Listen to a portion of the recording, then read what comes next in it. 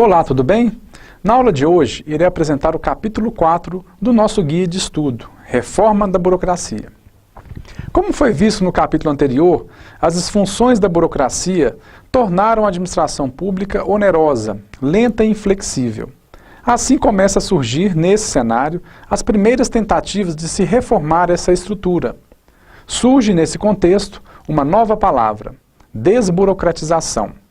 Ora, o desafio do administrador público está em saber e atuar todos os dias de forma a tornar a burocracia de sua instituição cada vez mais simples, mais rápida e com menor custo para o cidadão.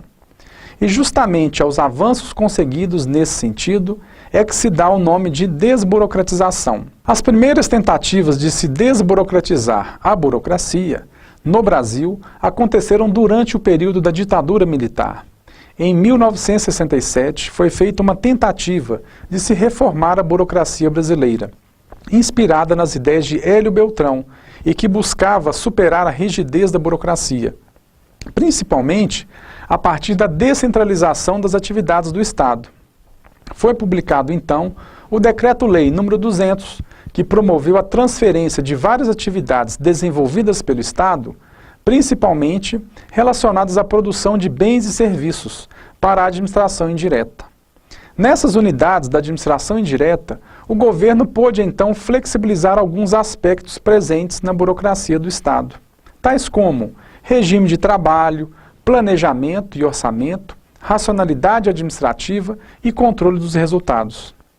Os funcionários da administração pública eram contratados no mesmo regime de trabalho dos funcionários das empresas privadas, CLT, e havia maior autonomia na administração.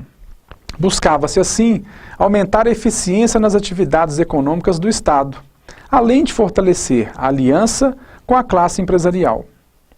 Ocorreram, no entanto, alguns problemas em relação a esta reforma. O primeiro deles diz respeito à sobrevivência de práticas do patrimonialismo, ao permitir a contratação de funcionários sem concurso público, na administração indireta. A outra foi que apenas a administração indireta ficou mais flexível. A administração central do Estado continuou rígida, sem flexibilidade, onerosa e lenta. Essa situação teve como consequência perda de controle por parte do governo e um relacionamento tenso entre a administração direta e a administração indireta, que foi fonte de muitos conflitos.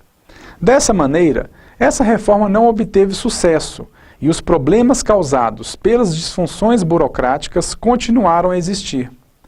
Tempos depois, Hélio Beltrão foi nomeado ministro da Desburocratização em 1979 e lançou o Programa Nacional de Desburocratização, cuja principal ideia, pela primeira vez, era que o Estado deveria enxergar o cidadão como destinatário de todas as atividades realizadas pelo Estado. Este pensamento entra totalmente em choque com a maneira de pensar da burocracia, pois, na burocracia, a preocupação era com o cumprimento das regras, normas e documentação, preservação da hierarquia funcional, da especialização e do mérito.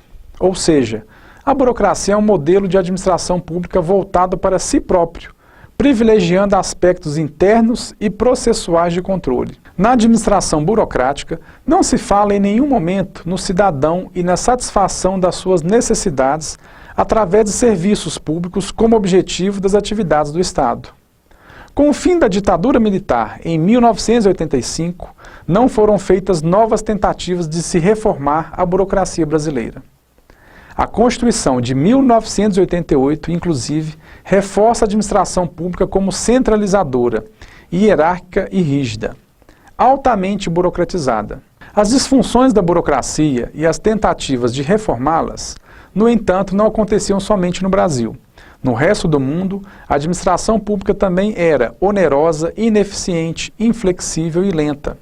Alguns países, como os Estados Unidos e o Reino Unido, Inglaterra, Escócia, País de Gales e Irlanda do Norte foram impulsionados a buscar novas alternativas para a administração pública, que resultaram no terceiro modelo que iremos estudar, a administração pública gerencial. Não se esqueça de fazer as leituras complementares e consultar as dicas em nosso guia de estudos. Estarei sempre à disposição em nosso ambiente virtual. Até a próxima aula, um forte abraço.